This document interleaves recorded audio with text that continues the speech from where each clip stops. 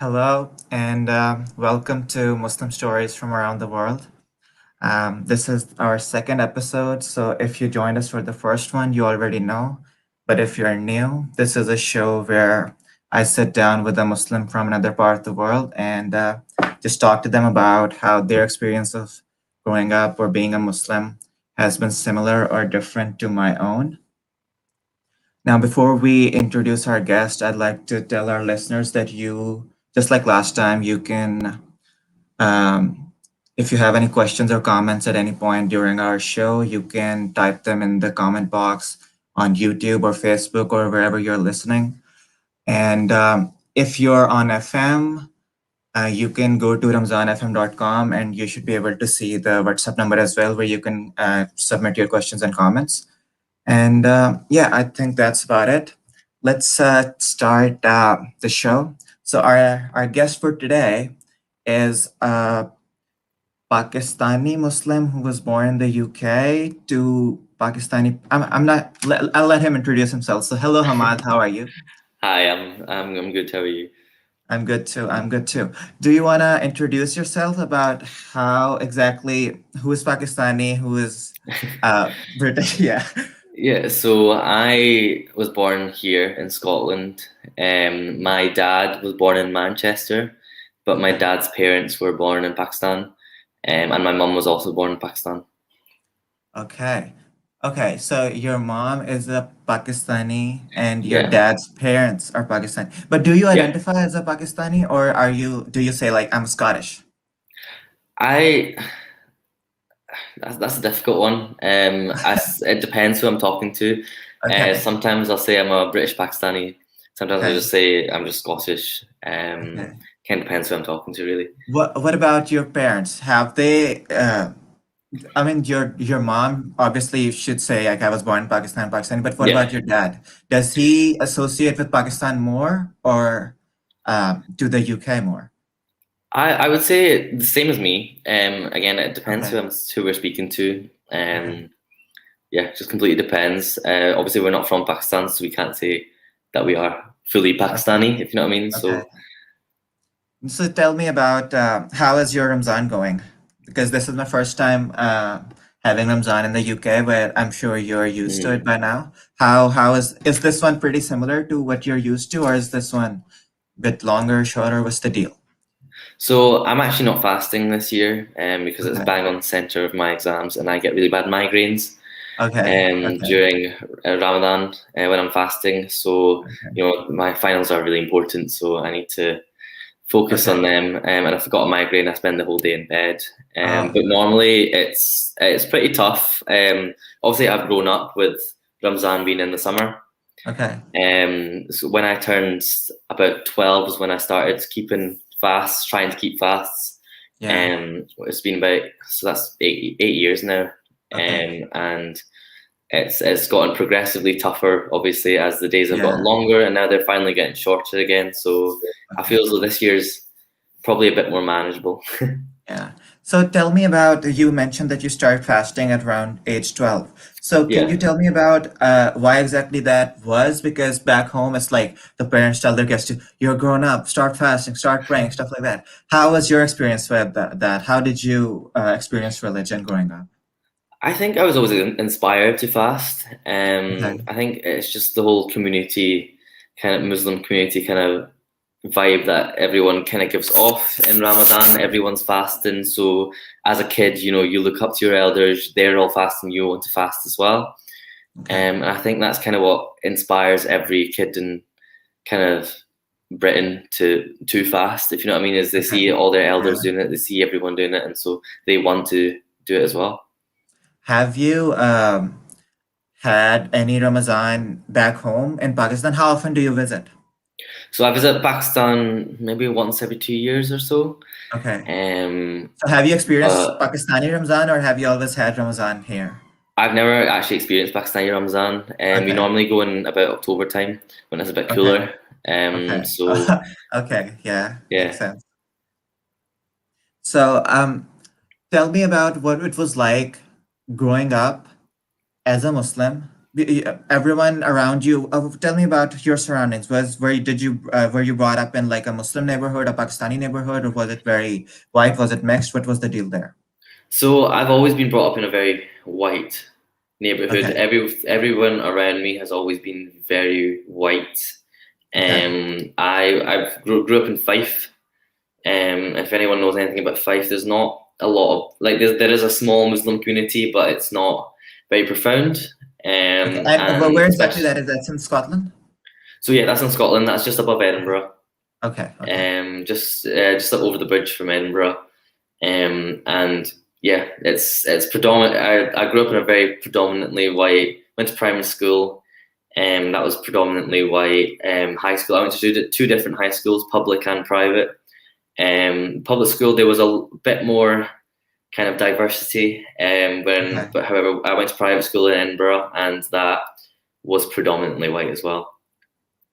Okay. So did you feel like a part of the community as a whole? For instance, so let's say a 10 is like you basically think of yourself as a Scottish kid who has born raised here, you're the same as everyone else. And a 1 is you're always aware that you don't belong. Where do you lie on that scale?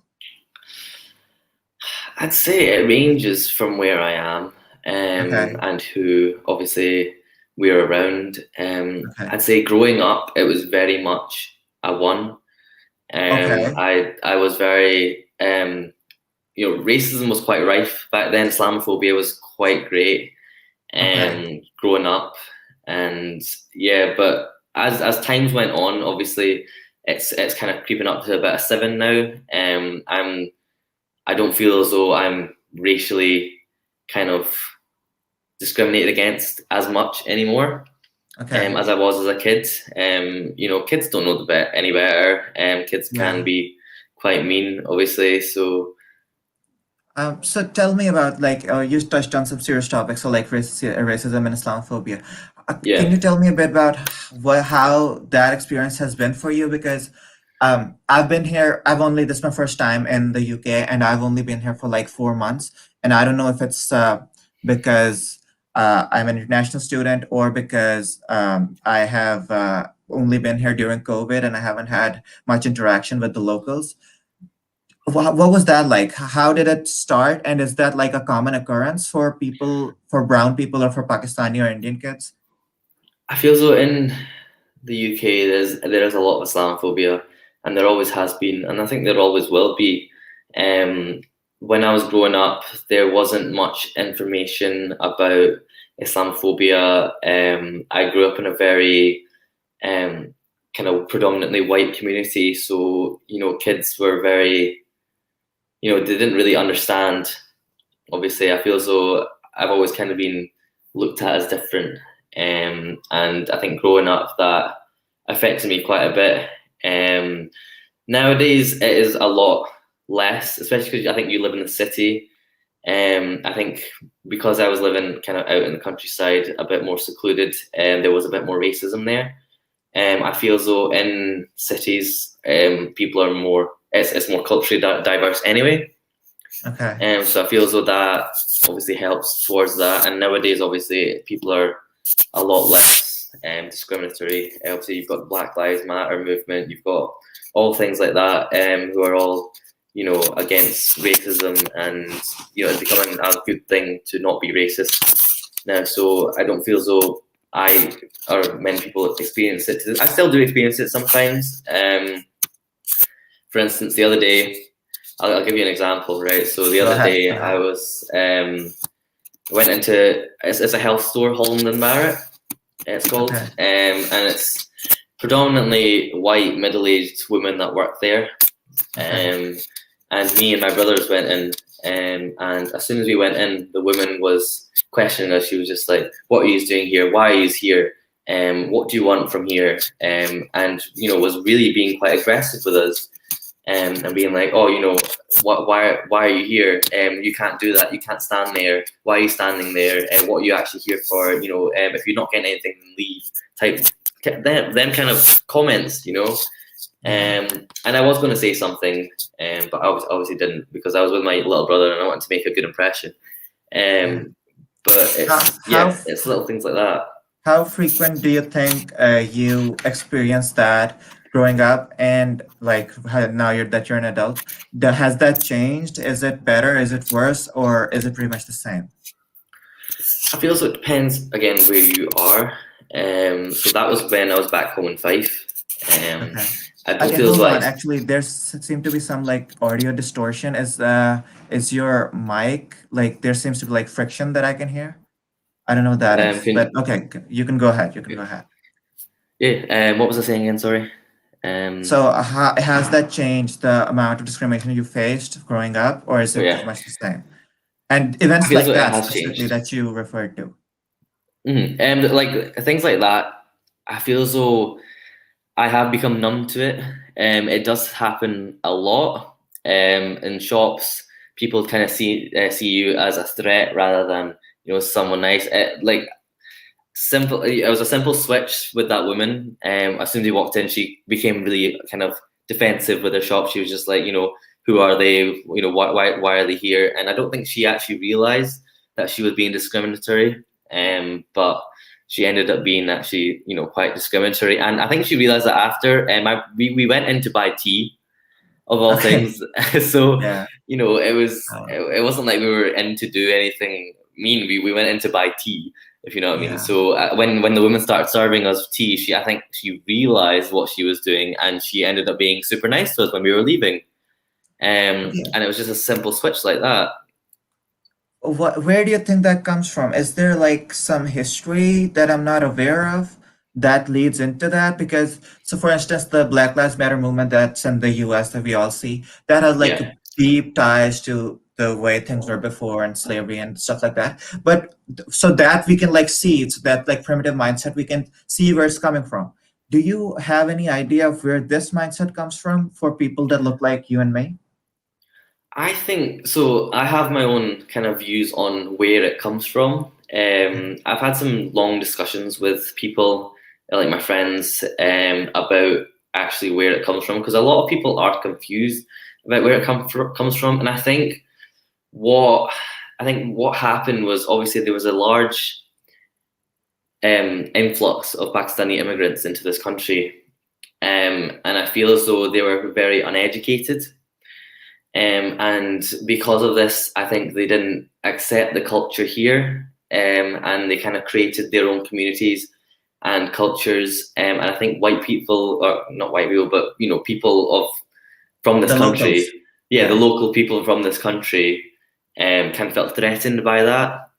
And I feel as though, yeah, I think it's that kind of threatened. Oh, they're kind of taking over this country. If you know what I mean, the kind of, and I feel as though that kind of mindset it kind of was enthralled by because obviously people weren't used to being culturally diverse back then, and so to Yeah. all of a sudden have all these immigrants in the country, have all these Pakistanis that they weren't really they had never interacted with before.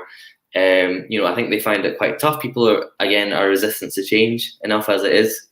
Yeah. And so that's kind of my view on it. And obviously, I think it's been kind of passed down the generations. So that Okay. obviously, and I think that's what it kind of came from is that it started off as that, and now it's been passed down so that now people kind of have this internalized Islamophobia, whereas they don't really realize it. Okay. So the question that comes to my mind is that specific to like Pakistanis, or is that a South Asian thing that India is included in as well, or is that like an Islamic thing? Where do you think that stems from? I think, to be fair, it's all races, really. I think it does Okay. span all races, I think. Again, my personal view.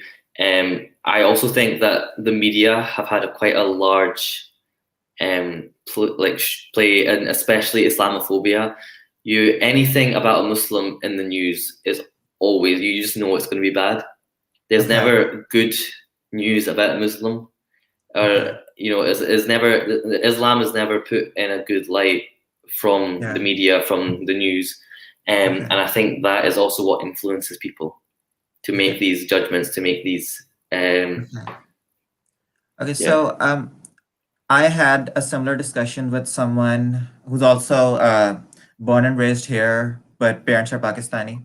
So what she said was that it's less of a Muslim thing and it's more of a Pakistani thing. There's also this racial slur that I wasn't aware of, PAKI.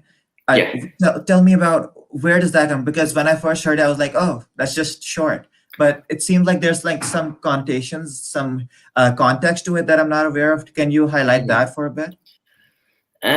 Yeah. I mean, I've been called that all my Okay. life here. Okay. I feel so less so now. I think it was more in kind of school, the school environment. It was just something that was passed around as a racial slur.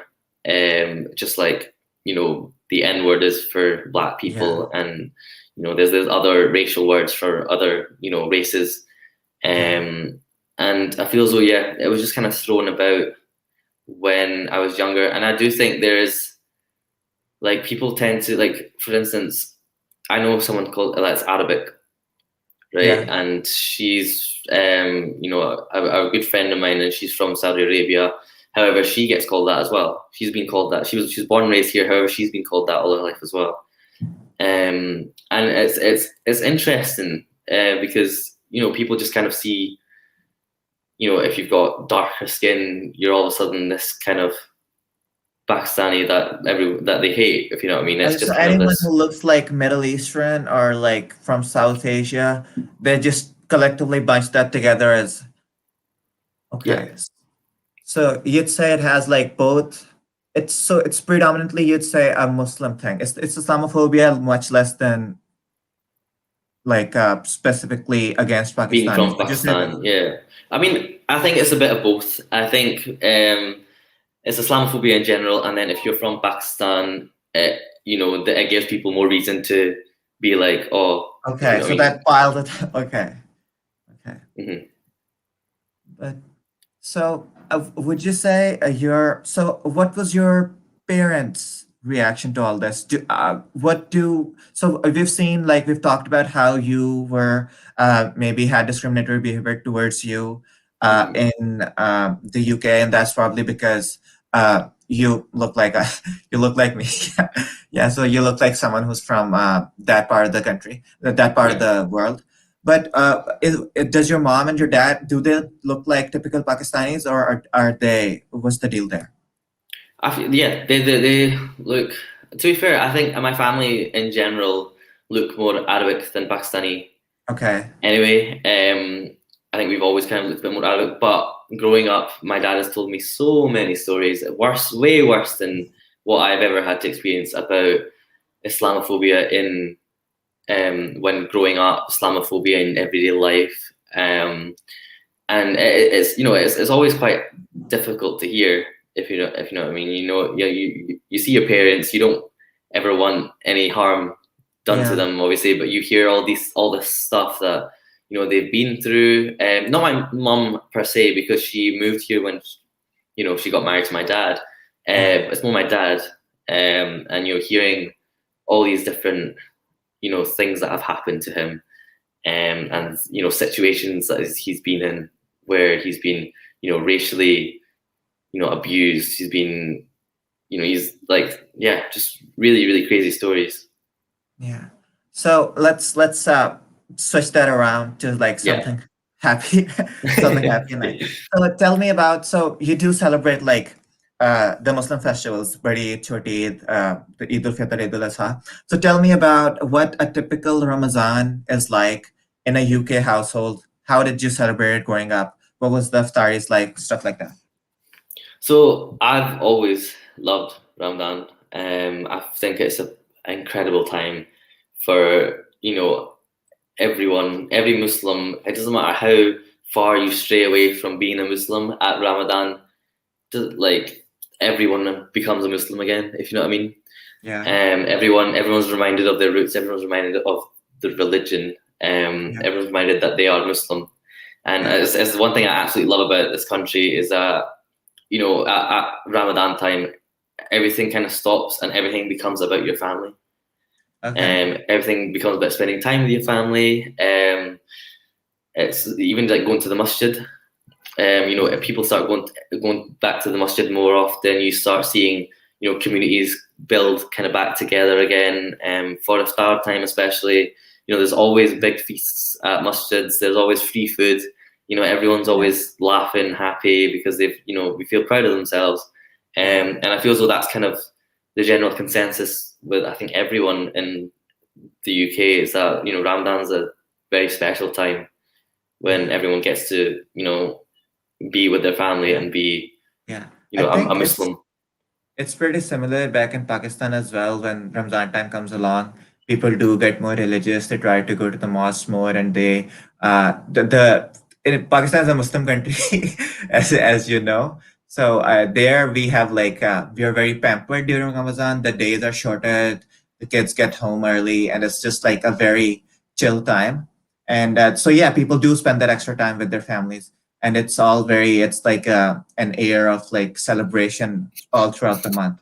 But tell me about, so back home, it's what we would do is there'd be TV on, and there would be, the TV would tell you when to start and stop fasting, right? Mm-hmm. So you would circulate your day around that. You would make a star beforehand and then sit around at the TV, like somewhere around the TV, and then like, oh, okay, it's time. And then everyone would do it together, and we would have the typical Pakistani stuff. What kind of routine would you have for Ramadan growing up?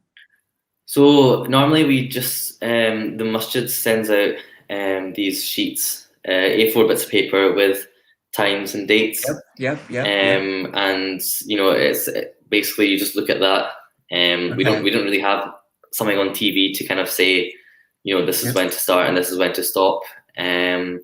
I think there was a radio that the masjid had, and they would obviously do azan, and obviously say, what is going on, when Ramadan starts, when Ramadan ends, but not a lot of people had access to that. And I think it's just something that my masjid do. I don't think a lot of masjids do Yeah. have something like that. Yeah. But yeah, no, it's, yeah. So a So typical day is, how would you celebrate? Do you like fried food? What kind of things was like what's considered iftari food in your household? iftari food is always some chawal, roti, That's like dinner. rice. No fried stuff, no pakode, samosa, no stuff like that. Well, yeah, no, well, it depends. Pakode, Okay. I mean, yes, sometimes if you go to the masjid, there's always Yeah. pakode, samosas. So someone's always Yeah. made some kebabs. Someone's always made Yeah. something, um, something Pakistani and fried. However, in my family anyway, we Yeah. always just go for like roti or Okay. So salad. just straight to dinner. Yeah. Okay. Yeah, straight to dinner, pretty much. Yeah. But what about like, do you guys enjoy? Do you guys still drink jamishiri or ruafza? Or is that, no? You've given No, that up? Oh my well, God, I mean, no. I've never had it. I don't think. What about your parents? Do they not? Oh my God. Okay, okay. I have a bottle. I'll give it to you. Okay. No, but that's like, I thought that was like a very Pakistani thing, because every mosque you go to, every house you go to, every iftar you go to, it's always the red drink jamishiri. That's always there, no matter what. Like it's Oh very. I don't no. think I've been to any iftar that didn't have jamishiri. And so Yeah. after I came here, I went to a Pakistani shop and I found it. I was like, that's gonna be lovely. But to hear that you've never had it, that's just disappointing. Why would you give that up? I didn't know. I didn't know it was a thing. I didn't I Oh, didn't realize it was wow. a thing, I suppose. Okay. Hmm. Okay. So yeah. So I think it's time for the ad break. When we come back, we'll discuss some more about what we're talking about, and maybe Yeah. take a look at some of the comments that we may have gotten. And let's see what happens then. So let's stay tuned, and I'll get back to you after the ad break.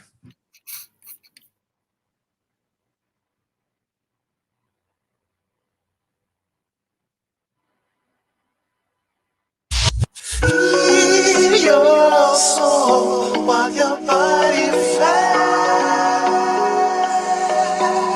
Ramadan FM. Feel your soul while your body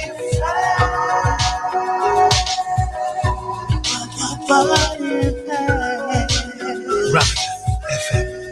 Your soul relax. Feed your soul while your body fasts. Allah has bestowed us with another Ramadan. Its days are the perfect time to help the suffering Ummah with our supplications and our charitable giving. Make the difference with UK charity Ummah Welfare Trust by supporting its emergency, development and Ramadan programs. We are part of the Ummah, and the Ummah is a part of us. So be generous and donate for our brothers and sisters this Ramadan. Families Relief are working on a special Ramadan program that needs your help and support. Whether you would like to donate zakat, sadaqah, fidya or fitrana, your Ramadan donations will help us distribute food and clean water to impoverished families in needy countries like Pakistan, Yemen, Syria, Palestine and Africa. Help us to help them survive this Ramadan. Donate now on 0114 365 4454 or go online to familiesrelief.org.uk. Together we can save lives. Ramadan Mubarak from Adam Accounting Services. Ramadan Mubarak. Need help with your accounts and tax work? Contact us today on 01908 692 380 and see how we can help. Adam Accounting Services, friendly local accountants. Call us today on 01908 692 380.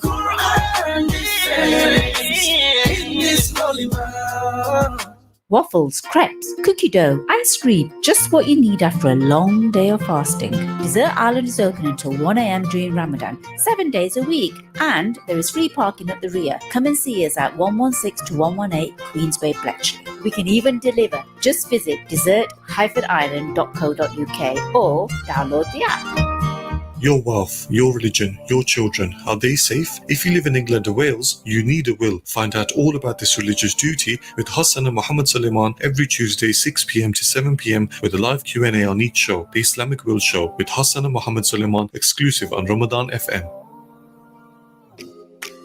Welcome to Banter on Bikes with your host Zab and your co-host Sof. We cover a range of interesting topics, all through the lens of a Muslim cyclist. Every Saturday and Sunday, 5:30 to 6 p.m. on Ramadan FM.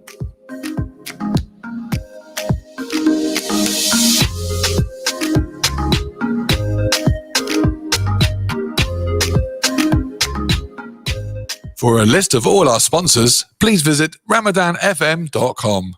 Ramadan, Ramadan, Ramadan, 87.9 FM.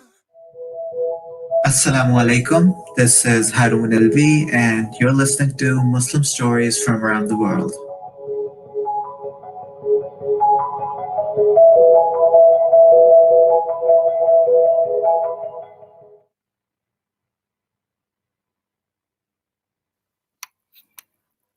Okay, so welcome back.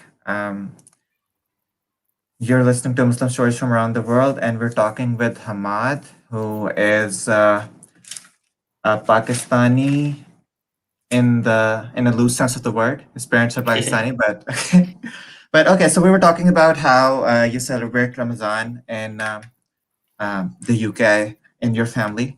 But let's move on to. So you say you go to Pakistan after a year or two, right? Yeah. Do you have like family and cousins there? I have, so my mum's side of the family is there. Okay. And my granddad also has a family through there. So every time we visit, we go see my mum's side, we stay with them, and we also see my granddad's side as well. And we just kind of. Do you have people there who are about the same age as you who you can like connect with? Yeah. Okay. So I've got quite a few cousins through there. Tell me about when you're spending time with them. Do you see them as somehow different from the way you are? Do you think your values or anything growing up in the UK has somehow changed you in any meaningful way? Or are you like, oh, I just speak English and they speak Urdu and we're pretty much the same? I feel so, yeah. We are very different. I think again, it's just to do with like education and the way we've kind of been brought up.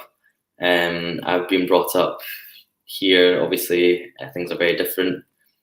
Whereas they're brought up around Pakistanis, they're brought up around the culture.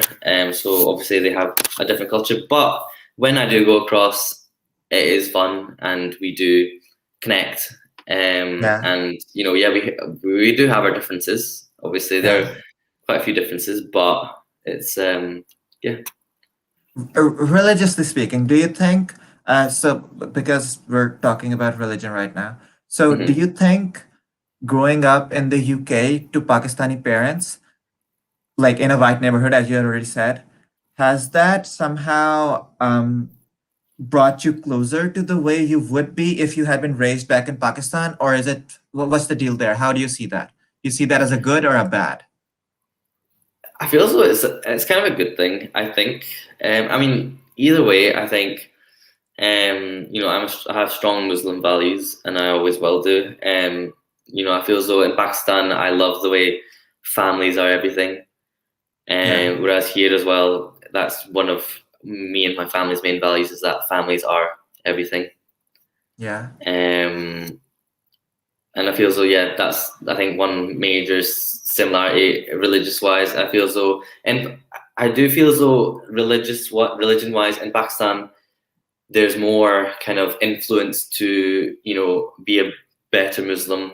And here, obviously, no one's ever forcing you to, go read namaz 5 times a day.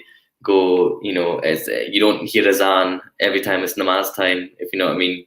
Yeah. Whereas in Pakistan, obviously, every time it's namaz time, you hear azan, it's namaz time and you read namaz. Yeah. It's just everything. What everything does, everything closes for namaz, if you know what I mean. Yeah. Well, It some things do, but yeah, I get what you mean. That's very true. So we have a question from Daniel. He says, "What do you do on Eid? How do you celebrate Eid in the UK in a Pakistani household? What happens? Because all your friends are white. What's the deal there?" So we normally have all our family over. It's normally to my grand's house, my ummy's house, and she just like everyone kind of brings their own thing to eat. And we have obviously we start off by going to the masjid in the morning. Everyone reads namaz, girls and boys. Everyone goes to the masjid, reads namaz, and then we come back and we just have a massive feast. And it's a day to spend with the family. It's a day to relax. And I feel I think it's from what I've heard, it's the same in Pakistan. Yep, but do you get Eid? Do you know what Eid is? Yeah, money. Okay. I was like, you've given up on Jameshiri. I don't want you to give up on Eid. No. Yeah. Okay. We get plenty of money. It's like we call it our Christmas. Okay. Yeah. Okay. So tell me about so this happened. So as this is my first Ramadan here, I was very. I just thought it would be like back home. The TV would tell you when Ramadan started, but then I got these conflicting reports. One mosque was saying, "Oh, it's tomorrow." One mosque was saying, "No, it's the day after." And I was like, "Who am I supposed to follow? What do you do in that state? Why is that? Why do you think that is? Why haven't you all UK Muslims come together and just decide this is what we're gonna follow? What's the deal there?"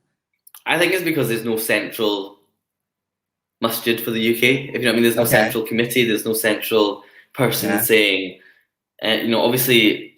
Christianity, for instance, is the head of the church. Yep. There's nothing like that in the UK for being a Muslim, if you know what I mean. Yeah. So I feel as though that's why people are confused. People don't know who to follow, so they just follow the local mosque.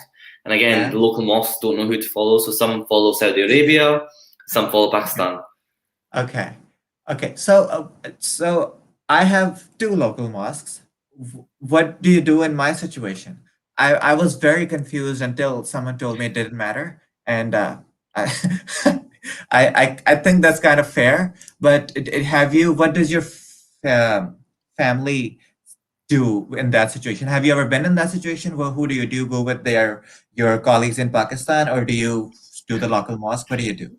So my uncle has a masjid in Kirkcaldy, near where I live, and my granddad has a masjid in Glenrothes, which is where I live. So, and one follows the Saudi Arabia, one follows Pakistan. So we are normally kind of in a similar situation. So you have people doing Eid on different times within your family? Is that what you're saying? Yeah, sometimes. It kind of depends. Wow. But we Okay. normally like to go with Saudi. That's how we've always kind of done it.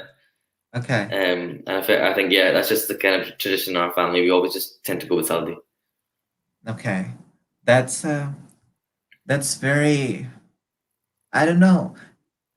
Do you have that time where back in Pakistan, the way it works is we have a halal committee. Halal is the crescent. So we have a committee that sits down, and its job throughout the year is to decide when the month starts, so when the moon is sighted, and people only care about like the first moon of Ramadan and the moon of Shawwal. That's Eid. That's the only time they get any importance. Like, I mean, you get what I mean, right? So they come on TV, and like after iftar or like just before the Ramadan is going to start, they come on TV. They're like a 10-member committee, and then the main guy just reads out all the names. They build up so much suspense. They read out all the names of people who were involved in the committee, and then after like half an hour, they'll be like, "Yeah, we didn't see the moon. Yeah, just no, no Ramadan tomorrow." Oh wow, okay. But I don't think you have that here, right? You just I don't think so. I've not heard of Yeah. anything. I know they do look for the moon. Yeah. I know the I've always just kind of got guidance from my granddad and my but that's who we follow, so we just kind of trust him. Normally, I'm not sure we normally get the information from, but yeah. That's fair. That's fair. Do you have any questions for me about how things are in Pakistan, or are you like pretty aware of all that? I think I'm pretty aware. Yeah? I know for a fact, from speaking to you as well. Yeah. I know things in Pakistan are different, but same. Yeah. We've got same value, Yeah. same kind of value, same kind of idea. Yeah. But obviously, it's a lot more celebrated there. Yeah. And it's a lot more high key, whereas here it's a bit more low key.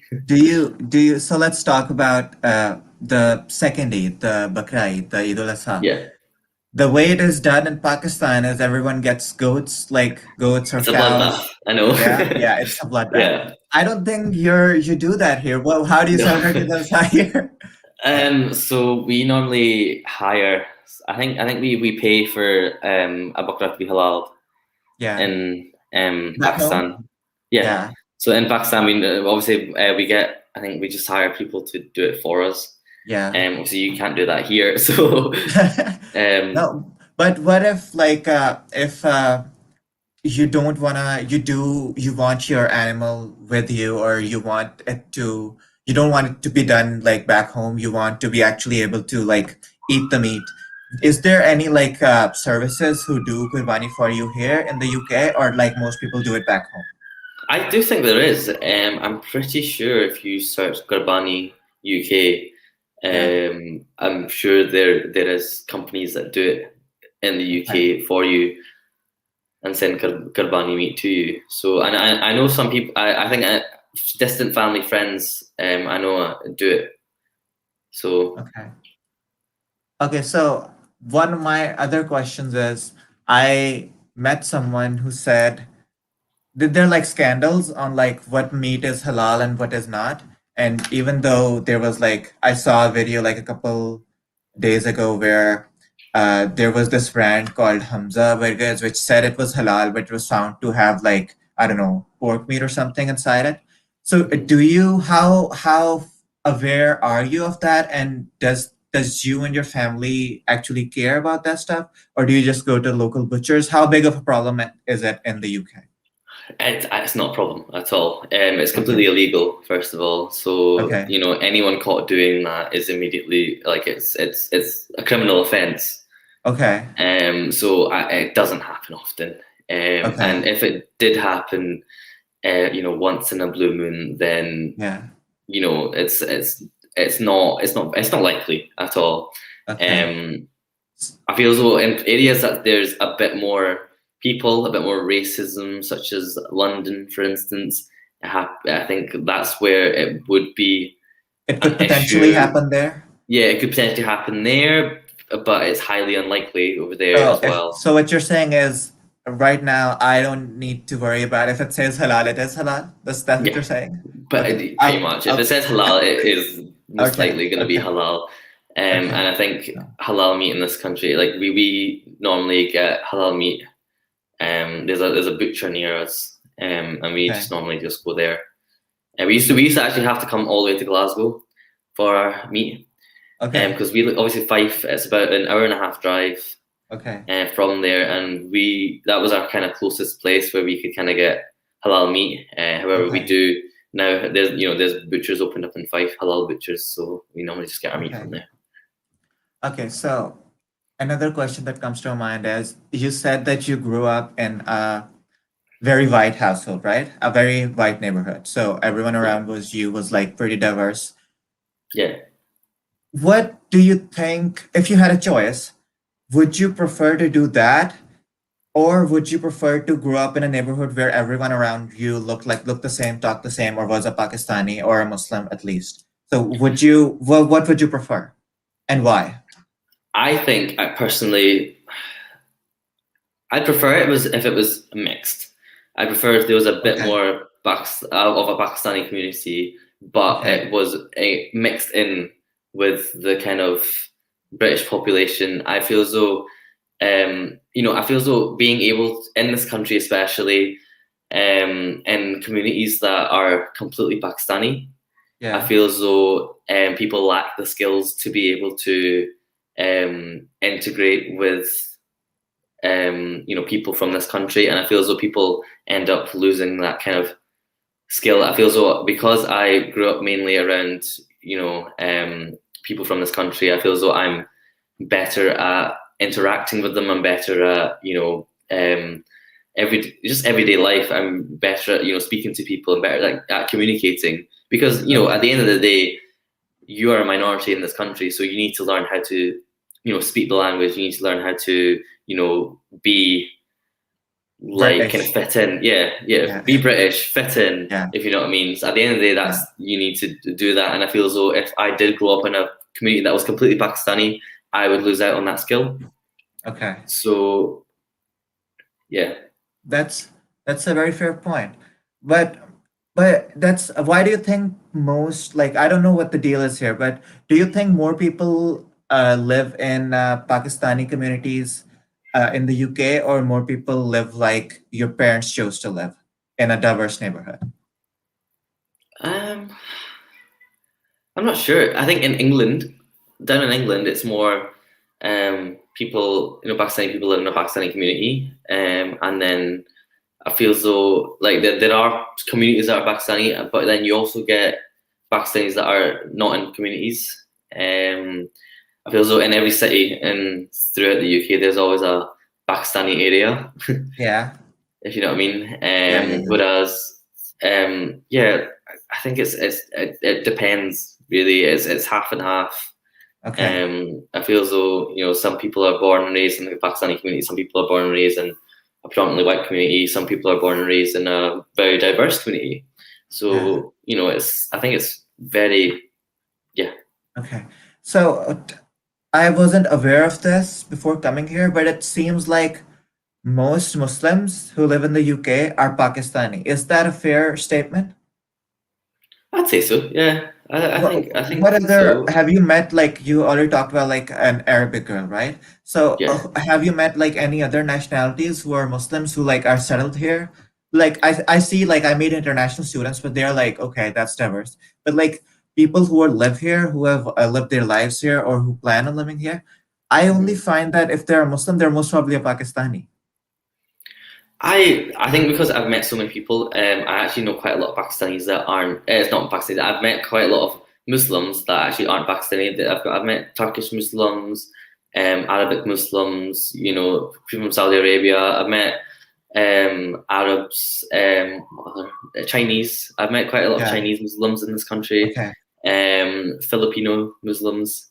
There is quite a lot of Muslims from other countries here. It's not just Pakistani Muslims. Would you say like Pakistanis have like Pakistani communities? Do those other Muslim communities also have their own little bubbles that they live in, or are they like like you said, well integrated with the rest, so they don't bundle up.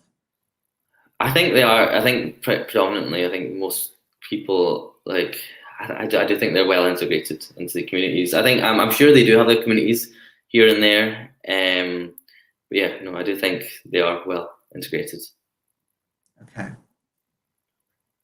Let's talk about what your plans are for the future. Do you think, like, not your plans specifically, but do you think people who choose to grow up here in the UK, especially thinking of like, let's say Pakistani parents, let's say parents, if they choose to bring up their kids in a predominantly white neighborhood, I've heard stories where they feel like they're too whitewashed, or they're like they don't connect well with the culture, so they would then later switch to like, oh, let's spend a couple of years in Pakistan, or let's move to a Pakistani community. Why do you think, where do you lie on that? What do you think I is feel a so. good option for that? I mean, I think personally, I'm very whitewashed. Okay. I think, yeah, the Pakistani community in Fife is quite small, and I feel as though I never really had a good experience from masjids. I never really fit in well at masjid, and I feel as though because of that, I personally, I do feel, I can speak to Pakistani people. I can speak to, I can speak the language as well. I can speak Urdu really well. Yeah. However, I don't feel the need to be, to go back to a Pakistani community. I don't feel the need to go and stay in Pakistan for a while. I think that's to the credit of your parents, because sometimes the stories I've heard where parents should be like, oh, we want a better life for our kids, and they move to like either UK or elsewhere, and then they decide that, oh, our kids don't have the same values as us, they have been too whitewashed, and they decide to move them back to Pakistan to experience the culture. And I feel like that might be a bit unfair to the kids themselves, because you can't expect someone who has only known white culture or Western culture to even like remotely begin to integrate with the Pakistani culture. So I personally feel that in Pakistan, in here, I feel as though I have my parents' values, and I feel as though my parents' values have not been lost, because my parents are very big on their values. If you know what I mean, they're very big on integrating us into the community, but keeping the same values, keeping the same family values, keeping the same Muslim values, making sure that we all can always rely on our roots. If you know what I mean. Yeah. Okay. That's fair. That's fair. Do you, when you do visit Pakistan, do you have any favorite things, favorite places, favorite food that you like to have whenever you go back, or are you too whitewashed for that? Well, for when I go to Pakistan. Yeah. Well, what do you? Yeah. Okay, so I'm not gonna lie to you. When I go to Pakistan, I always get shawarma. Okay, well, can't you get good shawarmas here? Yeah, you can get good shawarma here, but in Pakistan, I don't know what it is about the shawarma. It just tastes so good. Do you get like always get it from the street vendors, stalls. or do you go to like oh, okay, good. That's the good dirty ones. Yeah, okay. The very dirty ones. Nah. Yeah. To be fair, that's probably the reason why I always end up with food poisoning from Pakistan. Oh yeah. Okay. But I think, to be fair, I eat very Pakistani food here. Yeah. So it's not very different when I go to Pakistan, if you know what I mean. Okay. I eat jawal here, I eat jawal in Pakistan, I eat salan here. When we go back to Pakistan, the same stuff, same salan.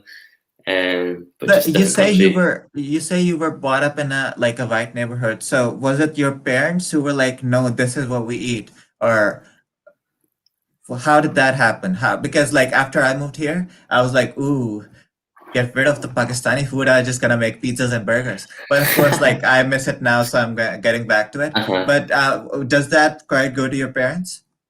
No, not at all. I think because my family live all in the same kind of area, I always, I always go for just roti. Like my ummy's always just like, here's some salad and roti. And I feel as though it's the same in every Pakistani household here. I feel as though the food doesn't change. I feel as though we love our food too much to be able to change. Okay, so the way it is in Pakistan is that like most families that I know or that I get to interact with, it's like the adults, they like the dal roti and the chawal and blah blah. But the kids, they're like, no, I want chicken nuggets. I want like a chicken It's burger. the same here. Like, cook me some It's the pasta same stuff here. like. Yeah, It's the same here. It's So, the same here, yeah. but like I do love my burgers, and I do love my going out my way, and I do love being, cheating and going, to a restaurant or something like that. And I love, for instance, we've got a local halal Chinese, and I love her. I love a good Chinese. Where is it? Tell me. Is it like it's back back where in- you're from? yeah, Oh, back in come Glen on. Office. I got excited that it was gonna be in Glasgow, and I got. Oh. There is halal Chinese in Glasgow. It's called Yipon. Okay. And it's incredible. I'll it's note really that good. down for later. Yeah. Okay. Yeah, but no, we have our kind of, we can have like salmon and fish and things like that. We have like very, British food, fish and chips, things like that. But we always also like to integrate, and we have a very diverse diet here especially in my family. We've got a very diverse diet.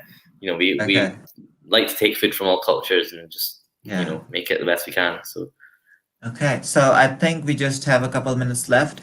So one last question. What are your plans for this Eid?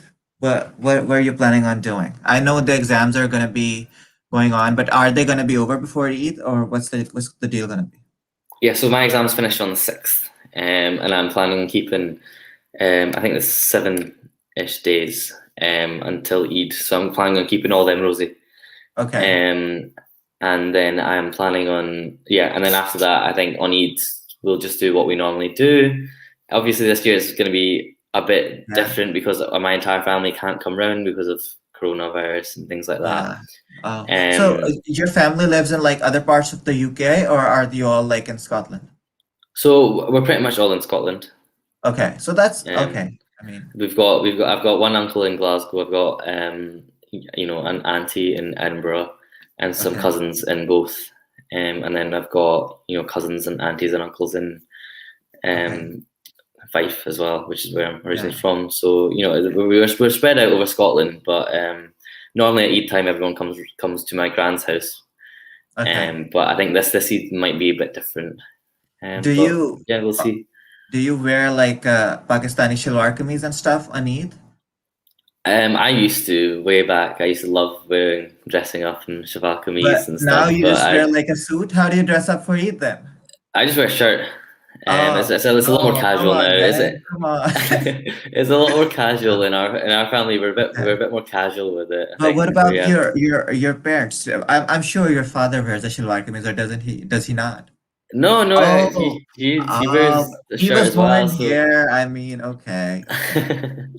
My mum does dress up nice. My mum wears shalwar kameezes and things. I think all the women do. Okay. Yeah, I mean, that's always interesting how something that you think is like so fundamental to the Pakistani experience, and you don't drink jamashiri and you don't wear shalwar. But no, I'll bring around some jamashiri for you so you can finally taste what Pakistan tastes. Sounds good to me. Yeah, but that's a wrap on our show. So thank you all for listening. We'll be back. Thank you, Hamad, for your time. I know that how busy you are with your exams and everything. And for everyone else, we'll be back next week with another lovely guest. Till then, goodbye and Allah Hafiz. Happy Ramzan. Thank you. Bye-bye.